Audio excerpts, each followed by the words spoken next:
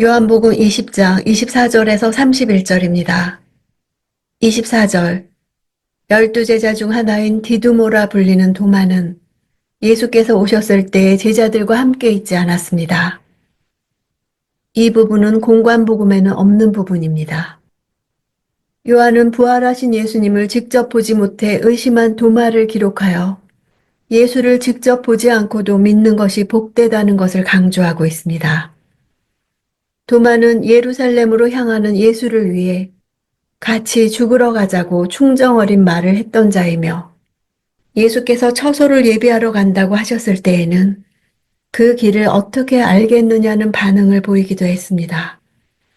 이렇게 합리적이고 인간적이었던 도마가 부활하신 예수를 만난 후 어떻게 변화되어 가는지 그 과정을 보여주기 위함입니다. 디두모란 단어는 아람어적인 표현으로 쌍둥이라는 뜻도 있지만 이중성이라는 의미도 같습니다. 요한이 이를 밝힌 것은 육적인 열정에 비해 영적인 믿음이 뒷받침되지 못한 그의 신앙의 상태를 그대로 잘 드러내주기 때문이라 할 수 있습니다. 12제자 중 하나라고 밝힌 것은 초대교회 당시 도마의 사도성에 대해 의문을 제기한 자들이 있었기 때문일 수도 있습니다. 전설에 의하면 그는 인도에까지 가서 복음을 전하다 순교했다고 합니다. 본서가 쓰여진 1세기 후반기에 도마는 이미 순교하고 이 땅에 남아있지 않았을 것이지만 요한은 도마가 예수의 제자였음을 회상하면서 이 글을 썼을 것입니다. 25절.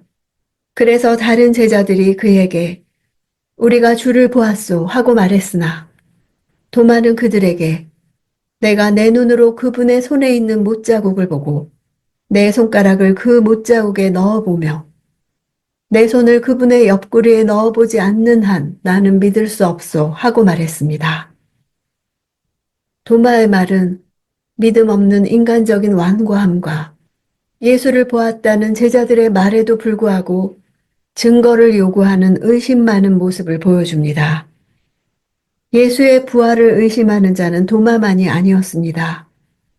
처음 부활의 소식을 접한 사도들도 대부분 믿지 않았고 예수께서 승천하시기 직전까지 부활을 의심하는 자들도 있었습니다.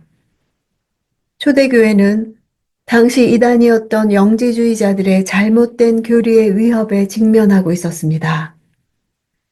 그들은 예수의 부활이 육신과 함께 이루어진 것이 아니고 영만 부활한 것이라는 잘못된 교리를 퍼뜨리고 있었습니다. 따라서 요한은 본서보다 일찍 쓰여진 공관복음서에서 빠뜨리고 있는 이 의심 많은 도마 관련 기사를 자세하게 기록함으로써 예수 부활이 실제 일어난 역사적 사실임과 더불어 예수께서 영으로만 부활하신 것이 아니라 십자가에서 찔리신 옆구리의 창자국과 박히신 손에 못자국을 그대로 지니고 있는 육신도 함께 부활한 것임을 분명하게 제시하고 있습니다. 26절. 8일 후에 예수의 제자들이 다시 그 집에 모였고 도마도 그들과 함께 거기 있었습니다. 문이 잠겨 있었는데 예수께서 들어와 그들 가운데 서서 말씀하셨습니다. 너희에게 평강이 있을지어다. 8일 후라는 것은 7일간 계속되던 6월절 축제 기간이 완전히 끝났음을 알려주며 동시에 부활하신 예수께서 처음 나타나신 주일로부터 7일이 지나 다시 주일이 되었음을 말해줍니다. 제자들이 모여 있었다는 것을 볼 때 초대교회가 주일에 모여서 예배를 시작한 기원을 볼 수 있습니다. 27절. 그러고 나서 예수께서 도마에게 말씀하셨습니다. 내 손가락을 이리 내밀어 내 손을 만져보고 내 손을 내밀어 내 옆구리에 넣어보아라. 그리고 믿음 없는 사람이 되지 말고 믿는 사람이 되라. 믿음 없는 사람과 믿는 사람이 대조되고 있습니다.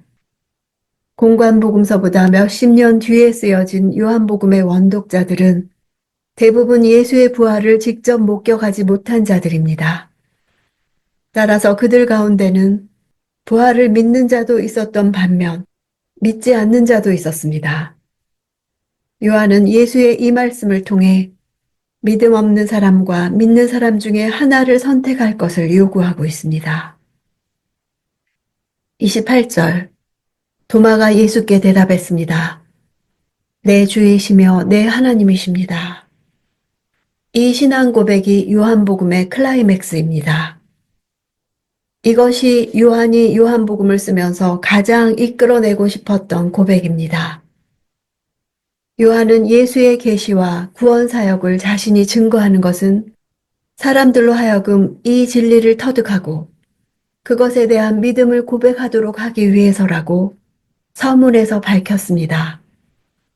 이제 그 증거를 마치면서 예수의 모든 것을 줄곧 체험한 도마가 예수의 제자들을 대표해서 신앙 고백한 것을 기록합니다. 그렇게 함으로써 이 복음을 읽는 우리도 도마같이 이 진리를 깨닫고 이 신앙을 고백하라고 권고하는 것입니다. 29절.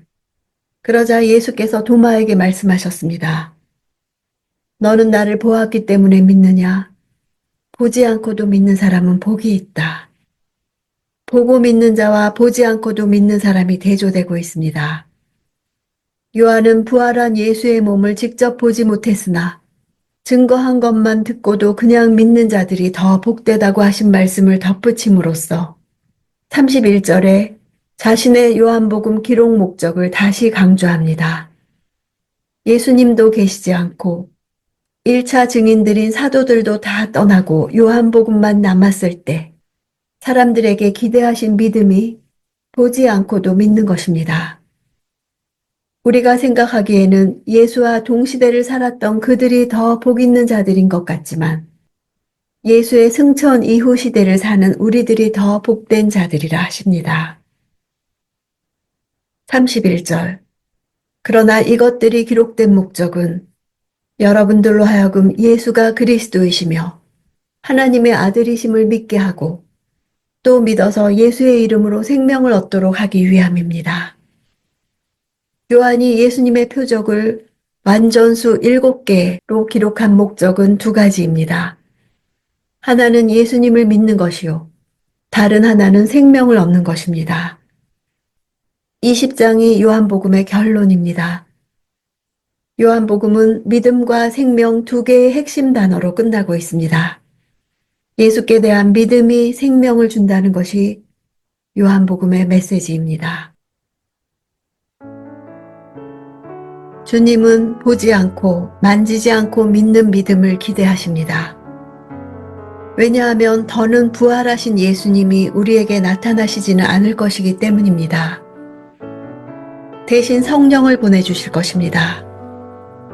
부활하신 주님은 보이지 않는 성령, 그러나 말씀을 들을 때 말씀하시는 성령을 통해 오늘 우리를 다스리십니다. 예수님의 부활은 우리에게 새로운 시대를 열어주었습니다. 예수님의 존재 방식이 새로워졌고 그분이 우리를 다스리시는 방식과 우리와 소통하시는 방식도 새로워졌습니다. 새 언약 시대가 시작되었기 때문입니다. 죽음이 더는 넘보지 못하는 새로운 생명의 나라가 온 것입니다. 오늘 여기 육체의 죽음이 엄연한 현실인 이 세상에서라도 이미 시작된 생명의 나라를 살아낼 수 있습니다.